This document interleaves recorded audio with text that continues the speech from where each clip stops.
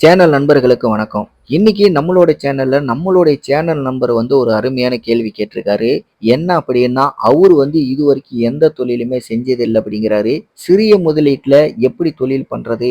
அதுக்கு ஏதாவது எனக்கு சொல்லுங்க அப்படிங்கிற மாரி கேட்டிருக்காரு. உண்மையிலேயே எல்லா தொழிலுமே நம்ம கண்ணுக்கு முன்னாடி பார்க்குற பெரிய லெவல்ல இருக்கிற அனைத்து தொழில்களுமே பார்த்தீங்கன்னா, ஒரு காலத்தில சிறிய முதலீட்டுல ஆரம்பிச்ச மாரி தான் இருக்கும். இல்லையா?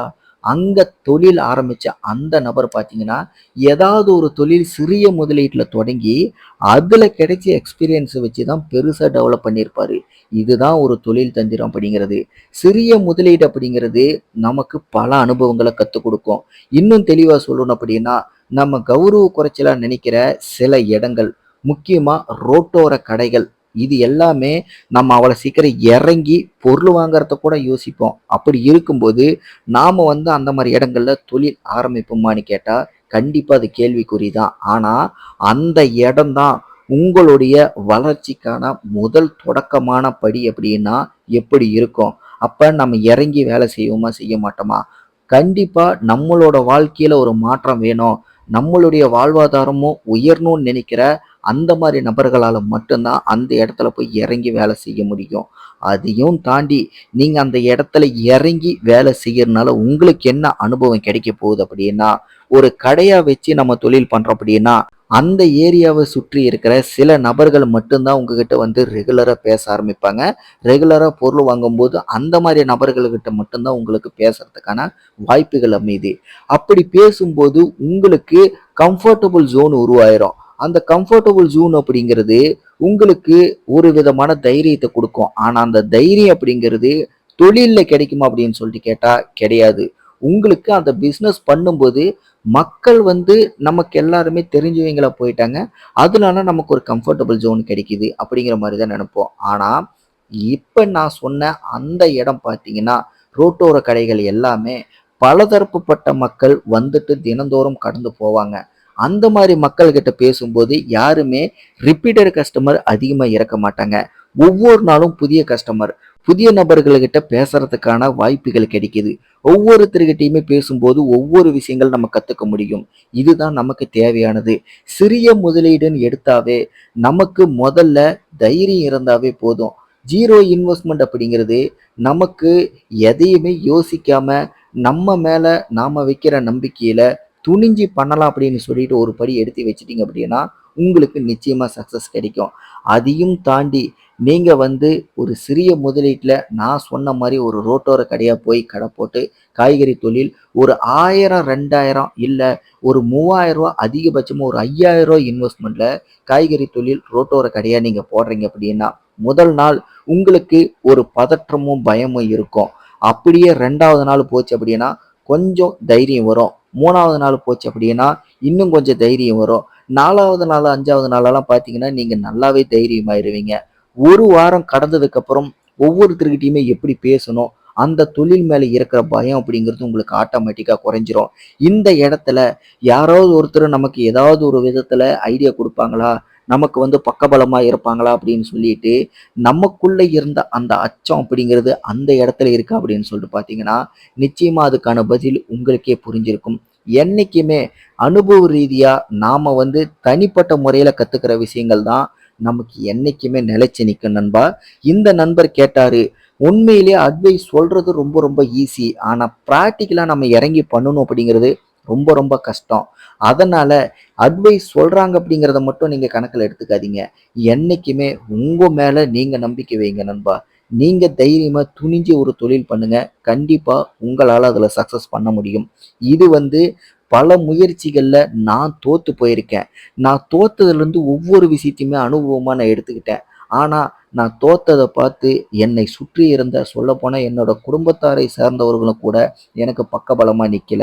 எல்லா இடத்துலயுமே என்னை இன்னமும் பார்த்தீங்க அப்படின்னா, "இத விட்டு வெளிய வா உன்னால முடியாது" அப்படின்னு சொல்லிட்டு டிமோட்டிவேட் தான் பண்ணாங்க.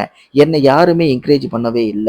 தனிப்பட்ட முறையில நான் ஒருத்தன் மட்டும் தான் பல இடங்கள்ல பல அவமானங்களை கடந்து நானே வந்து ஒவ்வொன்றா கற்றுக்கிட்டு என்னோட வளர்ச்சியை தேடி நான் தான் போனேன். எனக்கு தேவையானது எல்லாத்தையுமே நான் பாசிட்டிவாக மாற்றிக்கிட்டேன்.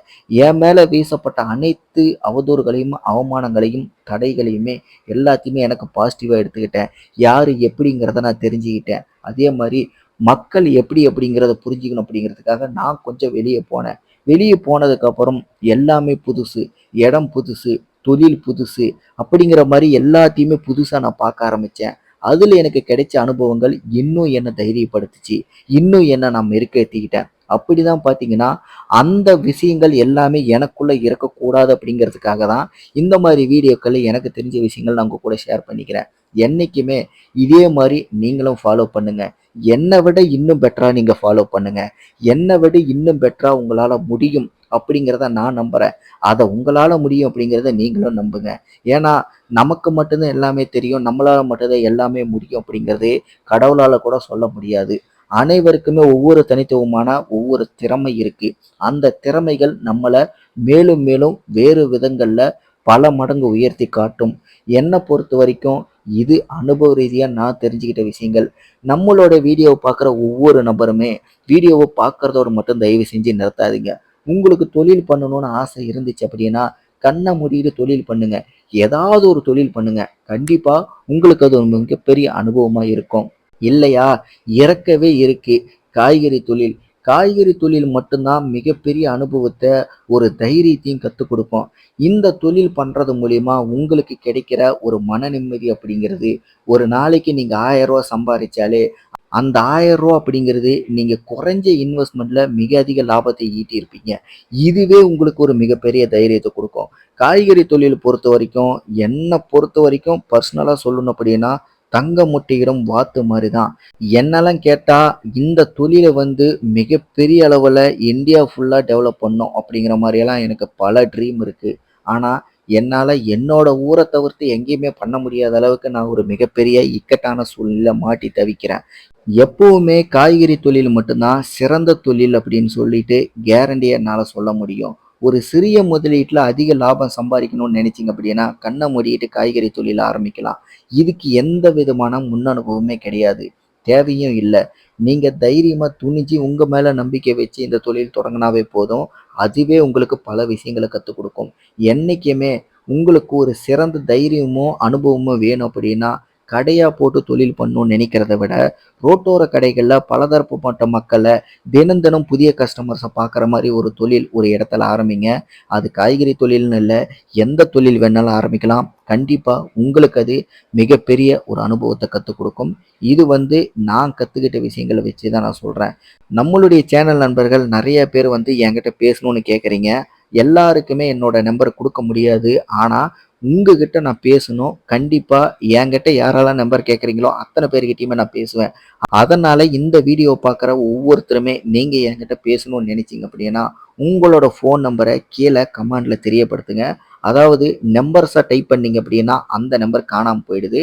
நீங்கள் என்ன பண்ணுங்கள், உங்களுடைய ஃபோன் நம்பரை வந்து லெட்டர்ஸாக டைப் பண்ணி கீழே கமெண்டில் போடுங்க.